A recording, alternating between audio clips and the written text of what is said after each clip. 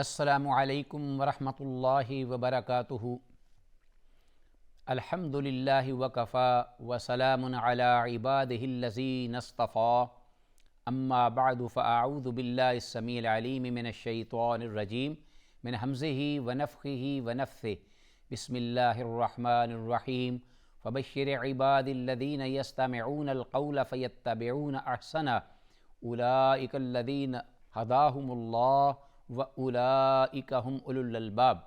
وقال تعالی وَنُنَزِّلُ مِنَ الْقُرْآنِ مَا هُوَ شِفَاءٌ وَرَحْمَةٌ لِلْمُؤْمِنِينَ۔ ناظرین، پروگرام دوائے شافی لے کے حاضر خدمت ہوں اور بارگاہ ایزدی میں دعا گو ہوں کہ اللہ تعالی جو کچھ اس پروگرام میں کہا جائے، جو کچھ سنا جائے، سمجھا جائے، اس پر عمل کی توفیق کامل مرحمت فرمائے۔ اللہم ارنا الحق حقا وارزقنا اتباعہ وارنا الباطل باطلا وارزقنا اجتنابہ، آمین یا الہ العالمین۔ ناظرین، آج کی اس نشست میں گفتگو کا موضوع علامہ ابن القیم رحمہ اللہ کی کتاب الداء والدواء میں سے قائم کردہ وہ عنوان ہے جس کے ضمن میں انہوں نے وہ گفتگو فرمائی جس کا تذکرہ ہم نے گزشتہ پروگرام میں بھی کیا تھا، اور میں چاہوں گا کہ پہلے اس عنوان کے الفاظ آپ کے گوش گزار کرتے ہوئے آگے اس کو پایہ تکمیل تک پہنچایا جائے۔ علامہ ابن القیم رحمہ اللہ کہتے ہیں کہ فصل فیما جاء من الاعتماد علی العفو مع الاصرار علی الذنب، کہ اس شخص کے بارے میں جو کہ اللہ کی معافی پر، اللہ کی رحمت پر اعتماد کرتا ہے اس حد تک، اور ساتھ ہی اللہ کی معصیت کا بھی مرتکب ہوتا ہے، اور یہ کہتا ہے کہ میرے اس گناہ کی کوئی حیثیت نہیں اللہ کی اس معافی، اللہ کی رحمت اور اس کی بخشش کے سامنے۔ تو اس سلسلے میں یہ جو مرد ہے اس کو بے نقاب کیا علامہ ابن القیم رحمہ اللہ نے کہ یہ بہت بڑا دھوکہ ہے۔ کچھ اہل علم و فضل کے کچھ اقوال ذکر کیے تاکہ جو لوگ ہیں عام انہیں سمجھنے میں دشواری نہ ہو۔ تو یہ اقوال جو ہیں یہ، اور پھر اس کے ساتھ ہی کچھ نصوص کا تذکرہ کیا، دلائل کا، کتاب اللہ سنت رسول اللہ صلی اللہ علیہ وسلم سے۔ تو اس سلسلے میں وسأل رجل الحسن فقال، ایک شخص نے پوچھا حضرت حسن بصری رحمۃ اللہ علیہ سے کہ یا ابا سعید، ابو سعید، کیف نصنع بمجالسۃ اقوام، کہ کیا خیال ہے آپ کا کہ ایسے لوگوں کی مجلس میں بیٹھنا یخوفوننا، جو اتنا ہمیں ڈراتے ہیں، اتنا ڈراتے ہیں، یعنی ایک ہی موضوع ہے ان کا، یہی پہلو، اللہ کی جو تیار کردہ سزائیں ہیں، اللہ کی پکڑ ہے، اللہ کی ناراضگی ہے، اللہ کا غضب ہے، جہنم ہے، اس کے احوال ہیں، خوفناک مناظر ہیں۔ تو اس سلسلے میں وہ ہمیں اس گفتگو پر اتنا ڈراتے ہیں، اتنا کہ دوسرا پہلو جو ہے اس کو وہ بالکل نہ اس بارے میں اس موضوع پر گفتگو کرتے ہیں، اور نہ ہی کبھی انہوں نے اس موضوع کو کسی دوسرے سے کہا ہے کہ وہ اس پر بات کرے۔ تو اتنا وہ ہمیں خوف دلاتے ہیں۔ تو کیا خیال ہے کہ ایسے لوگوں کی مجلس کے اور ان لوگوں کے پاس بیٹھنا تسلسل کے ساتھ یہ درست ہے، ٹھیک ہے؟ یہ پوچھ رہے تھے۔ حتی تقاض قلوبنا تطیر، یہاں تک کہ کہتے ہیں کہ اتنا میں خوف آتا ہے کہ ایسے لگتا ہے جیسے حلق سے ہمارے جو دل ہیں وہ اڑ کر باہر آ جائیں گے، ہم اتنا خوف زدہ ہو جاتے ہیں۔ فقال، حضرت حسن رحمۃ اللہ علیہ فرماتے ہیں واللہ لأن تصحب اقواما، اب انہوں نے اللہ کی قسم کے ساتھ اپنی اس جو سوال ہوا اس کا جواب دیا کہ قسم بخدا، اللہ کی قسم، فرمایا کہ لأن تصحب اقواما، تم جو ایسے لوگوں کی مجلس میں بیٹھتے ہو، مصاحبت میں ان کی صحبت اختیار کرتے ہو، کہ یخوفونک، کہ وہ تم کو مسلسل ڈراتے ہیں اللہ کی پکڑ سے اور نافرمانی کے نتیجے میں سزا سے، حتی تدرک امنا، یہاں تک کہ اس خوف کے نتیجے میں تم اس گناہ سے رک جاتے ہو، ظاہر ہے کہ جب انسان حد سے بڑھ کے ڈرے گا، خوف کھائے گا، تو اس خوف کی وجہ سے وہ تصور بھی نہیں کرے گا کہ میں ایسا کوئی عمل کروں، ایسا کوئی کام کروں۔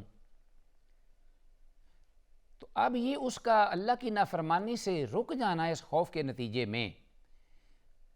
یہ اس کا ایک بڑا ایک مثبت پازیٹیو ایک رزلٹ ہے، نتیجہ ہے جو کہ مطلوب اور مقصود ہے۔ تو انہوں نے قسم کھائی کہ ان کا ڈرانا آپ کو اور پھر آپ کا اللہ کی نافرمانی یا کسی گناہ سے رک جانا، یہ کیا ہے؟ خیرن، اتنی بڑی بلائی ہے، اتنی بڑی بہتری ہے، اتنی بڑی کامیابی ہے کہ من ان تصحب اقواما یؤمنونک، کہ ان لوگوں کی مجلسوں میں تم بیٹھو کہ جو تمہیں ایسی ہی باتیں سناتے رہیں کہ جس سے آپ کا دل بہلتا رہے اور آپ کو خوشی اور اطمینان اور سکون اور امید اس کی ہی سہانے وہ خواب دکھا دکھا کے آپ کو اس موضوع پر گفتگو کریں تو تم خوش ہو جاؤ اور بڑا سکون اور اطمینان لے کر اپنے گھروں کو جاؤ، اٹھو اس مجلس سے، یہاں تک کہ حتیٰ تلحقک المخاوف، کہ نتیجے کے اعتبار سے تمہارے اندر تساہل آ جائے، تمہارے اندر کیا آ جائے؟ یہ اپنا عمل کرنے میں یا اللہ کی اطاعت و فرما برداری میں سستی آ جائے، کوتاہی آ جائے، غفلت آ جائے، تو اس کا نتیجہ کیا ہوگا؟ تو اب انہوں نے بات سمجھا دی اور سمجھنے والے نے سمجھ لی کہ وہ جو خوف ہے وہ اس گفتگو سے جو کہ امید لانے والی ہے یا اچھی امید ہے، اس سے بہتر، کتنا بہتر ہے وہ انسان جو کہ گناہ سے بچ جائے۔ تو یہ ایک پہلو تھا جو کہ اہل علم اور اہل فضل جو تھے اس کو یعنی ترجیح دیتے تھے۔ ویسے دونوں پہلو، ایمان اس بات کا نام ہے کہ بیلنس رہے، کہ انسان جو ہے وہ اللہ کی جو اللہ پر امید بھی رکھے لیکن ساتھ ہی خوف بھی، جیسا کہ حضرت عمر رضی اللہ تعالیٰ عنہ کے حوالے سے یہ بات کہی جاتی ہے کہ جب ان سے پوچھا گیا تو انہوں نے کہا کہ اگر یہ کوئی کہنے والا کہہ دے کہ ساری دنیا کے لوگ وہ سب معاف کر دیے جائیں گے ایک شخص کے سوا، تو مجھے خوف ہے کہ کہیں میں ہی وہ شخص ایک نہ ہوں کہ جس کو اللہ پکڑ لے۔ اور اگر یہ کہا جائے کہ سارے دنیا کے لوگ جو ہیں ان کو پکڑ لیا جائے گا، وہ مستوجب جزا ہیں، سزا ہیں سوائے ایک کے، تو مجھے اپنے اللہ کی رحمت پر امید ہے کہ وہ میں ایک ہوں گا۔ یہ دیکھیے یہ ہے امید اور خوف، رجا اور خوف کے مابین ایمان، اس میں یہ بیلنس۔ لیکن اس کے باوجود اہل علم و فضل یہ کہتے ہیں کہ ہر انسان کا معاملہ یہ نہیں ہے۔ ایک شخص جو ہے اس کا معاصی کے ساتھ دل وہ انتہائی غافل ہے اور بیمار ہے، اور پھر یہ ہے کہ اس پہ زنگ لگا ہوا ہے، اس کو زنگ کو تو اتارنا پڑے گا پہلے، اور پھر یہ ہے کہ اس کو سائیکل کرنا پڑے گا، اللہ کی اطاعت، فرما برداری، ذکر اذکار، توبہ، استغفار، اور پھر نفلی عبادات، یہ ساری چیزیں، نیکی کے کام، صدقات و خیرات، یہ کر کے جب وہ کھرچ کے اس کو جب اپنا ٹرانسپیرنٹ یعنی بالکل صاف شفاف ہو جائے دل، تو پھر ایمان، رجا اور خوف کا بیلنس رکھنا پھر یہ انسان کے فائدے کے لیے ہوتا ہے۔ اسی لیے انہوں نے یہ کہا کہ وہ لوگ جو آپ کو ڈراتے ہیں اللہ کے خوف سے، سزاؤں سے، وہ آپ کے حق میں بہتر ثابت ہوتے ہیں اس اعتبار سے کہ تم میٹھی میٹھی کہانیاں سن لو لوگوں سے اور امید کی، اور پھر اپنے آپ کو سستی میں ڈال کر عمل سے پیچھے ہٹ جاؤ، تو نتیجہ کیا ہوگا؟ وذکر الامام احمد، ہاں جی، وقد ثبت فی الصحیحین، علامہ ابن القیم رحمہ اللہ نے گفتگو یہاں ذکر کی، اور حضرت حسن رحمۃ اللہ علیہ کا یہ جواب یہاں ذکر کرنے کے بعد آگے ایک حدیث سے استدلال کیا کہ صحیحین میں یہ حدیث من حدیث اسامہ بن زید، حضرت اسامہ بن زید رضی اللہ تعالیٰ عنہما سے مروی ہے، اور یہ اسامہ بن زید بن حارثہ کے بیٹے ہیں۔ قال، وہ کہتے ہیں سمعت رسول اللہ صلی اللہ علیہ وسلم، کہ میں نے رسول اللہ صلی اللہ علیہ وآلہ وسلم سے سنا، یقول، آپ یہ فرما رہے تھے کہ یجاء بالرجل یوم القیامہ، کہ قیامت کے دن ایک شخص کو لایا جائے گا. اب الصادق والمصدوق صلی اللہ علیہ وآلہ وسلم نے اس بارے میں خبر دی ہے. صحیحین کی حدیث. فَيُلْقَى فِي النَّارِ، تو اس کو جہنم میں پھینک دیا جائے گا، ڈال دیا جائے گا. جب اس کو جہنم میں پھینکا جائے گا فَتَنْضَلِقُ أَقْطَابُ بَطْنِهِ يَسْتَغْفِرُ اللَّهَ وَالْعِيَاذُ بِاللَّهِ، جہنم کی آگ کی شدت اور سختی کی وجہ سے اس کے جسم کا کیما بن جائے گا، جاتے ہی اس کی انتڑیاں باہر نکل آئیں گی. فَيَدُورُ فِي النَّارِ كَمَا يَدُورُ الْحِمَارُ بِرَحَاهُ، تو وہ جہنم میں اس طرح چکر لگائے گا. ظاہر ہے کہ موت تو ہوگی نہیں اس میں، اگر موت آ جائے گی تو کام تمام ہو جائے گا. موت کو تو اس سے پہلے ذبح کر دیا جائے گا تاکہ وہ جو اہل جنت ہیں وہ بھی ہمیشہ کے لیے جنت میں رہیں، اور اہل جہنم جو ہیں وہ بھی جہنم میں ہمیشہ کے لیے سزا بھگتیں، سوائے ان لوگوں کے جن کو اللہ بس اپنی رحمت سے بعد میں آپ نکال لائے، جن کے اندر ذرہ بھر بھی ایمان ہوگا اور شرک سے محفوظ ہوں گے. تو وہ شخص جو ہے اس کے جسم کی انتڑیاں باہر نکل آئیں گی، وہ جہنم میں گھومے گا، اپنی انتڑیوں کو لے کر گھسیٹے گا. کما یدور الحمار برہاہ، جس طرح کہ گدھا جو ہے وہ اپنی جہاں اس کو چکی پر لگایا ہوتا ہے باندھ کر وہ گھومتا ہے، اس چکی کے ارد گرد اس کو لے کر غلہ وغیرہ پیسنے کے لیے یا کسی اور کام کے لیے، تو اس طریقے سے وہ جہنم میں چکر لگائے گا. فَيَطُوفُ بِهِ أَهْلُ النَّارِ، اب جب یہ کیفیت ہوگی اس کی تو اہل جہنم جو پہلے سے وہاں موجود ہوں گے وہ بھی اس کے گرد اکٹھے ہو جائیں گے اس کی اس کیفیت کو دیکھ کر، اور تعجب کریں گے اس بات پر